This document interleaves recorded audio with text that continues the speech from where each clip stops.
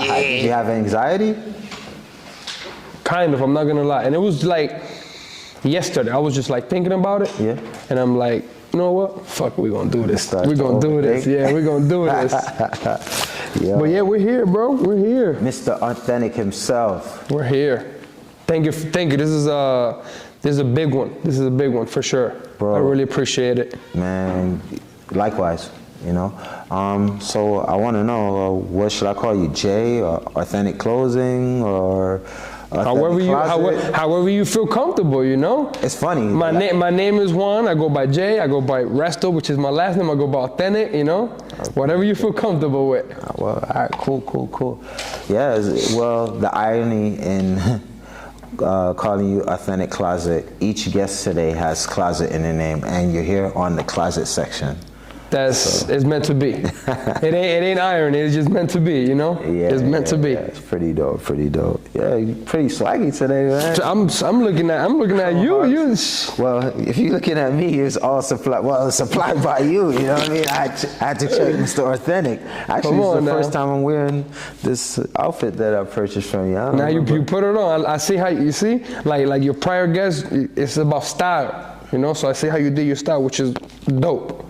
You swagged it up real good. You did good. I appreciate it. And then with the details, with the accessories, that's a good piece right there. Well, I'm learning from you, man. We all learning from each other, I'm brother. trying to keep up. We all learning from each other. So I want to start from the beginning. Yo, they're gonna kill me for this. So pause. Can you please describe, no diddy. Can you describe your childhood or your youthful days and like some of your people that you had, the most fashionable people that from your childhood? Where I grew up in Puerto Rico. In Puerto Rico? For sure. Do you remember who it was, that particular person that stood out in your mind in your younger days? Not really. I would always say, because I was raised by my grandmother. Okay. So I would say just that's who I was raised by, and that's who I always saw every day. But where we lived at, it was like what we would call here the projects. You know what I mean? Right. So in Puerto Rico, it's much different. It's like different like buildings all together, but it's a smaller community. So of course you would see, you know, street people. You know. We're not gonna go there, but you know, street people. So you will see them dress accordingly, dress some kind of way. You're like, that's you know, that look good. That's fire. Right. You know, so it comes from that, or it comes from more than that, for sure. So in your memory, were you like a partaker, or were you an observer as far as the fashion in the early days? I'm very observant. For you? Like, were you meaning not like being a spectator just watching? For sure. Were you like, did your family get you like pieces at an early age? Did you have like?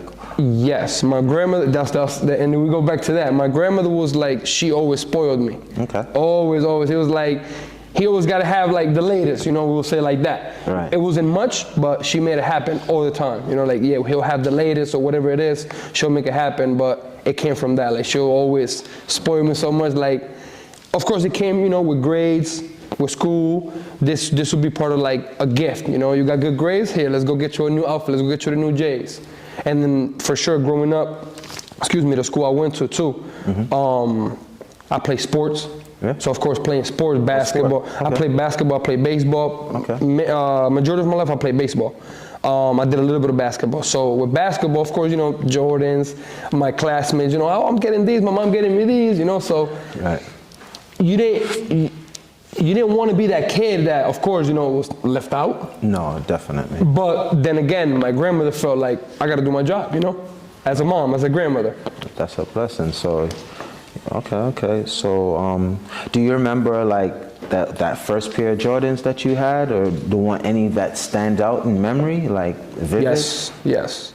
Not because it was so long. It was probably when I was like 2 years old, but it was because of a picture. Okay. Taxi 12s. Yeah. Taxi 12s, yeah. I seen that picture and I was like, geez, like, okay. That's the black and white. That's the white and black ones. Yep. Yeah. Okay. They also came out in a countdown package. Okay. But back in the days, they didn't come out with no packages. No, back in the day, that's when they came out in the package in '08. Okay. Yeah. Okay. Taxi 12s. So you were early at age 2, man, huh? You got like the nepotism thing going on. Yeah, I'm telling you, it was like, it must have been like passed down, you know?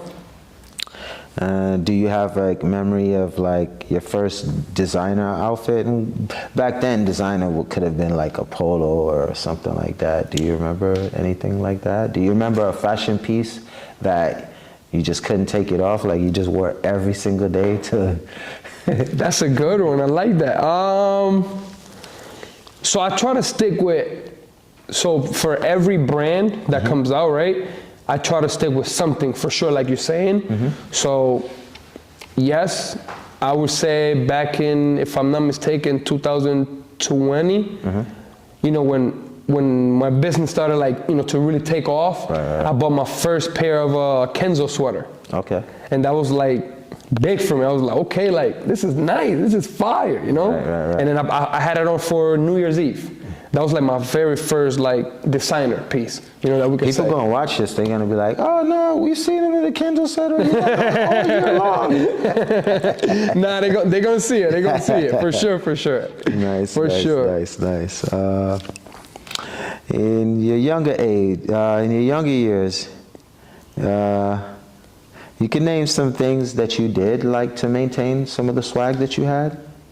Like, I don't know, odd jobs type of thing, maybe wash cars, cut grass. What some of the things that you... Yeah, when I was 14, I had a summer job out here. Yep, I had a summer job. And then since then already, you know, it's like, since I liked it, it was, so once again, my grandma, she helped me through everything. Right. She would literally tell me, she was like, give me some of your paycheck, save it, you know, and then you'll have just this much money with you, you know? You do what you do with that, but you give me some of that money, you know, for bills or whatever the case may be, and to save something. Excuse me. So, yeah, definitely. I would say, that's a good one. Yeah. So, ooh. That's cool. Like, what age, do you remember what age you migrated from Puerto Rico and came to this? Oh yeah, 2008. I was 11 or 12, yeah. And what do you think was the difference as far as fashion wear, living in Puerto Rico and coming to Hartford? Was there any difference? Was Big difference. Yeah, what was everything? Everything pretty much comes from here over there, you know? Okay. So when I came here, it's like, oh, like, they're doing this way, you know? And not only that, in Puerto Rico now, a few years ago, they just started wearing like big coats, big jackets, because of fashion, you know? Right. Music videos, artists and all that. It just keeps expanding, keeps on growing. But back then, they weren't wearing no big jackets, none of that. It was just, you know, regular. Well, you think, I would assume that it's an island. It's an island, exactly. Yeah, you're figuring that it's, just assuming that it's always warm 24/7, but it's the same thing in Jamaica where they kind of tend to wear like warmer clothing now. You know? But it was a big difference, definitely a big difference. And so, like, how did you deal with the diversity as far as, you know, coming from Puerto Rico and, you know, like with this new trend of fashion? Like, how was it like? Was it kind of like a sunken place for you, or what? Like, do you just hit the ground running type of thing? Yeah, I was gonna say I just adapted quick. You know, I adapted quick. Once again, I'm very observant and I learn fast. So it was just like I just caught on to it fast, and it was a good transition too. I was not so young, but I was not so old. Whereas I want to say fashion wasn't my first thing to worry about, you know what I mean? Right. But as I got older, of course. So, you know, I know, but the viewers maybe don't know that you're an actual retailer, reseller type / you know. Walk me through on how did you get started? Where did you start from? Because, you know, you don't just have a huge following, thousands of followers. How did you start? Where was the initial stages? Where did Jay say, oh, you know what? I'm starting from this point. I want you to walk me through, because we got the younger kids that's going to look at this and see it, and you know, they might think that it's an easy street or it's a shortcut to get where you're at. So what's the starting point for you?